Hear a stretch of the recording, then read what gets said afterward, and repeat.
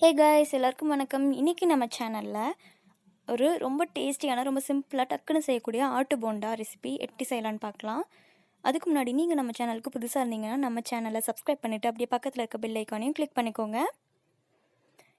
இந்த ஆட்டு போண்டா செய்யறதுக்கு நமக்கு 200லேருந்து 250 கிராம் அளவுக்கு வடை பருப்பு எடுத்துக்கோங்க. அதை நல்லா ஊற வச்சு அது கூடவே 25 கிராம் அளவுக்கு உளுந்தம் பருப்பையும் சேர்த்து ஊற வச்சுக்கோங்க. இது ரெண்டையும் சேர்த்து நம்ம ஜாரில் போட்டு அது கூடவே இஞ்சி பூண்டையும் சேர்த்து அரைச்சி எடுத்துக்கலாம். இது வந்து நமக்கு வடை மாதிரி நார்மல் வடை தட்டி போடுவோம் இல்லையா, அந்த மாதிரி கொரகொரப்பாக இருக்க தேவையில்லை. கொஞ்சம் தண்ணி ஊற்றி நல்லா கொஞ்சம் பேஸ்ட் மாதிரி வர மாதிரி அரைச்சி எடுத்துக்கலாம். அது கூட உப்பும் ஆட் பண்ணிக்கலாம். அண்ட் வெங்காயம், பச்சை மிளகா, கருவேப்பிலை தேவையான அளவுக்கு போட்டுக்கோங்க. இப்போது வடைச்சட்டியில் எண்ணெய் நல்லா ஹீட் ஆனதும் நம்ம இதை வடை மாதிரி தட்டி போட போகிறதில்ல, போண்டா மாதிரி தான் போட போகிறோம். இது ரொம்ப சாஃப்டாக ஸ்மூத்தாக சூப்பராக இருக்கும். உளுந்தும் கொஞ்சம் போட்டிருக்கோம், வடை பருப்பு எல்லாம் ரெண்டும் சேர்ந்து செம்மையாக இருக்கும்.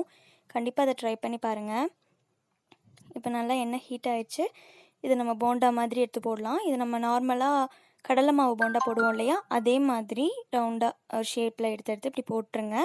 ஒரு பக்கோடா மாதிரின்னு வச்சுக்கோங்களேன், அந்த மாதிரி போட்டுக்கோங்க. இது லைட்டாக நமக்கு கலர் சேஞ்ச் ஆகி வந்துச்சுன்னா போதும், அவ்வளோதான். தனித்தனியாக நல்லா பரட்டி விடுங்க, நல்லா வேகட்டும்.